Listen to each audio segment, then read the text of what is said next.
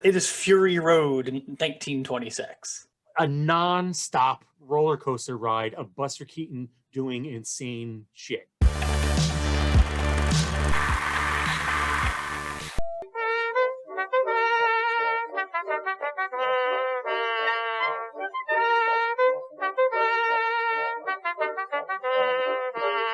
So you have just watched your first full-length silent picture, and the one that you watched is by the legendary Buster Keaton, who was a writer, director, actor, and stuntman. Just to give a quick summary for people who haven't seen it, it's actually pretty basic. It's set during the Civil War. He has this train that's important to him. It gets stolen.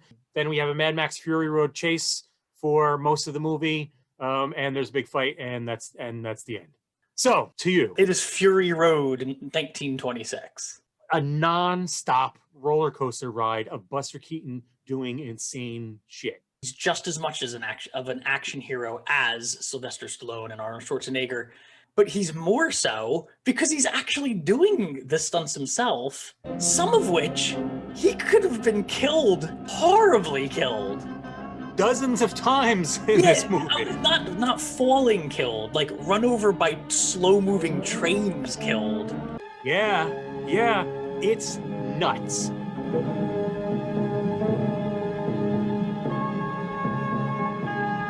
I mean, of course, when you watch them, it's astonishing that he's doing the things that he's doing, because you realize that he's in genuine danger. But each gag, each stunt actually tells its own little story. They're sort of funny and delightful at the same time too, and they kind of advance the story as they go along. Like, one of my favorite bits in this is the railroad ties. Yeah, that is, aside from one other scene, that scene is insane. He has to run in front of the train while the train's moving, and he has to hurry up and pull one of them out from the thing, and the train's moving. So even though it's a gag, he still can't mess up the gag or he'll get run over by a train.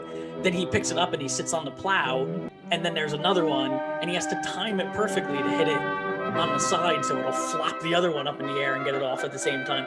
If he did that on one take, that's just insane. There were such awesome shots of them following the train. They're following the train with a camera, and I'm thinking, this is too steady. These shots are too steady to be following. So all I can think of is there was another train running alongside the other train in order to get these shots. It couldn't be in a car. It couldn't be on horseback. Well, it could, but it would require another set of tracks next to it to be doing that. Right. So what the heck was it?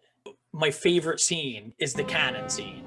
I was just gonna bring that up. Yeah. Could you imagine not getting that done in one take? Like, every time you screw that up. Right. Yeah. There's this terrific shot from behind the cannon that Buster is finagling with the whole time, and it swings around. There's sort of this curve, and then the other train is off in the distance coming around the curve. As he's sort of bouncing around the train and all that, the cannon the cannon sort of drops into position, and the cannon goes off, boom, and then there's just that like perfect pause, and then the explosion all the way out in the distance of that. And yeah, the timing had to be impeccable. And this is long before they had days with like electronic switches and computer timing and stuff like that. They just had to get it right. And if they didn't get it right, they had these actual trains that they had to get back into position. It's nuts. And all the cool scenes weren't just action scenes. Like when he was under the table where he's looking through the hole, the tablecloth, and how that's like kind of more of a special effect. Like obviously it's not his eye, and obviously that's not her looking through the peephole, but just that they had to like figure that out. And they literally constructed a trestle bridge and lit it on fire, and then crashed the train into a river. Hundreds to thousands of extras, because there's a whole big Civil War battle that's going on around it at the same time. They actually lit this bridge on fire, crashed the train into the river, and very famously, they left it there until during World War II, it got yanked out for scrap because they needed the metal. Oh, okay. Even all that kind of stuff aside, from just pure entertainment, I feel like it's just such a joy to watch. It's so fun. It's not slow at all. Like, it would keep a kid's attention nowadays because it's just non-stop. It doesn't even matter that there's no talking, because you don't need any talking. It's purely visual. And I think that's something that the best silent films are really great at. And though you could lean on title cards, the heavier they lean on title cards, the less impact they yeah, it slows things down a little bit. You know, I think something for silent era pictures that drives some people up a wall when they catch a glimpse of them, how expressionistic the actors tend to be. But that's for a reason, obviously. It's, Right. you know, it's to get across this stuff visually. You Except for didn't- Buster Keaton, who was not very expressionistic. He was known as the Great Stone Face, I think was. Yeah, but it's great because he's so dry, he's so deadpan that it works. I think in a lot of ways that enhances the impact of the stunts that he does too. There's one bit where he jumps from the cannon car to the locomotive, and his foot gets caught on a chain, and he's trying to get himself untangled from the chain, and all this stuff. He has to be so precise in his movements. If he slips up, you know, he could be seriously injured or killed. And meanwhile, he's doing this all without breaking character. For anybody who's watching this, if you can get actually, it's playing on YouTube in high def for free. Yeah, it's in the public domain. Yeah, at this point, right? I mean, there's literally no reason not to just watch it. If somebody's watching this and they've never seen it, just go watch it. It's like an hour long, and it's just insane. Yeah, fire up YouTube. There's multiple versions on YouTube.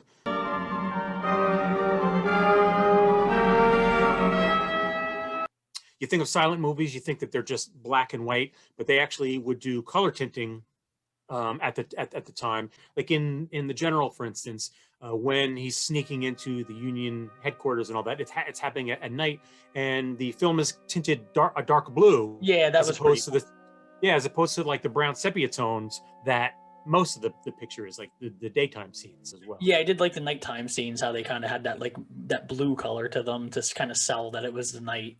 Oh, okay. So these are some of the things I wrote down along the way. It was a misunderstanding trope. I like that was going on all the way back in 1926. Yes. The bike. Why was that even like a design from the get-go with the big wheels? Is that like a horse height thing or something? I was curious that he was helping the South in a movie from the 1926, and like there had to be a reason, I assume.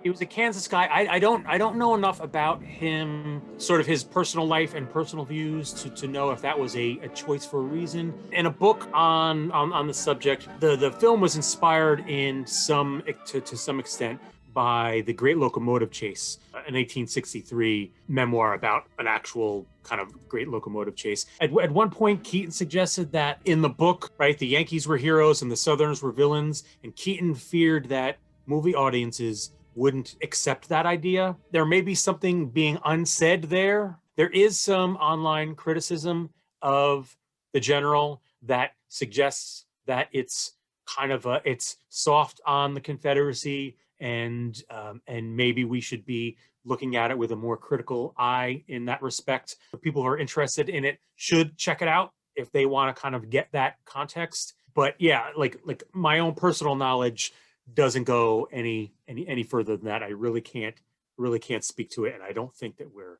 prepared to dive into that. And I do want to be clear when we're talking about this, or speaking at least certainly only for myself, but I think maybe Tig, I can speak for you as well.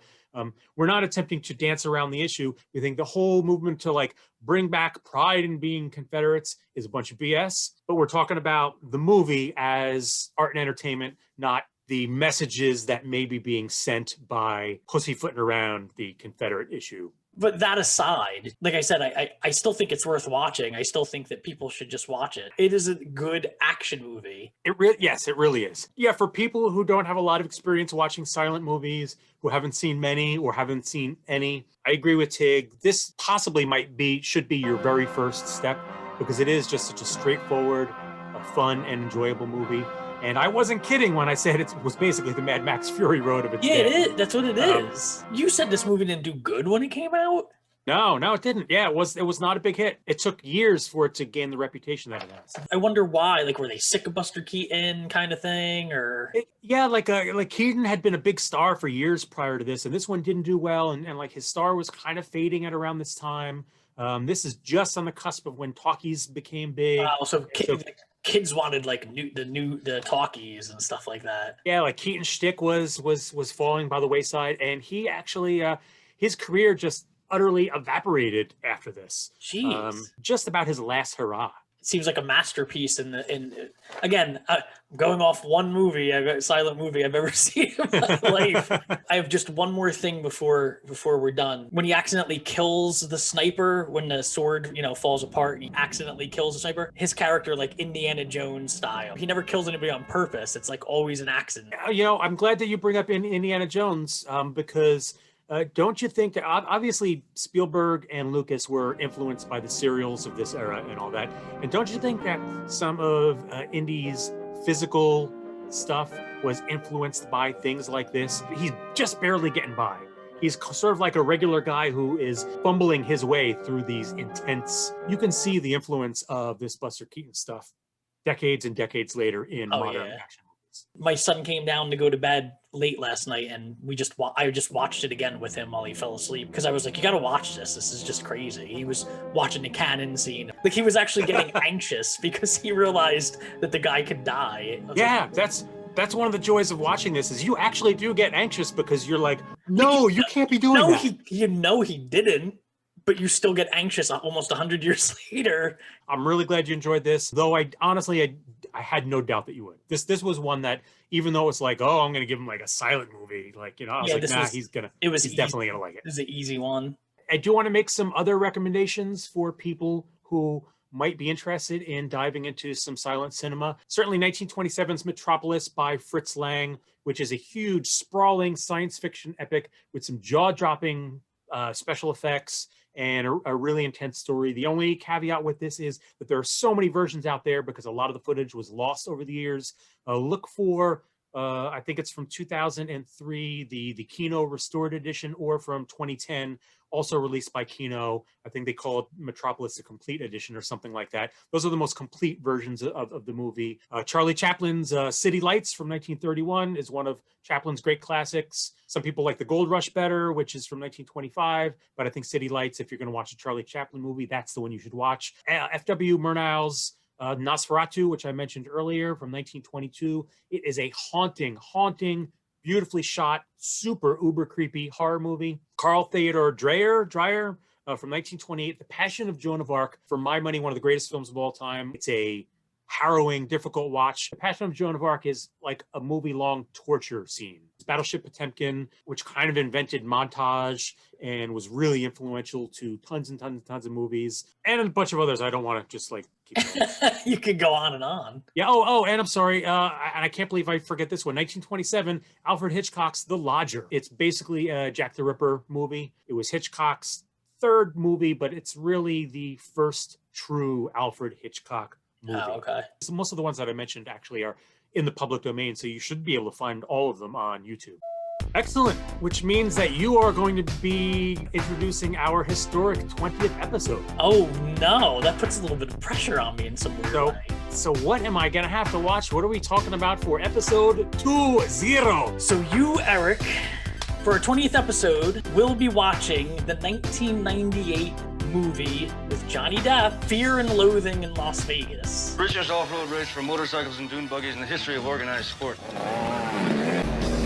You ready for that? Checking into a Vegas hotel under a phony name with intent to commit capital fraud and a head full of acid? I sure hope so. Hapless. We were riding the crest of a high and beautiful wave.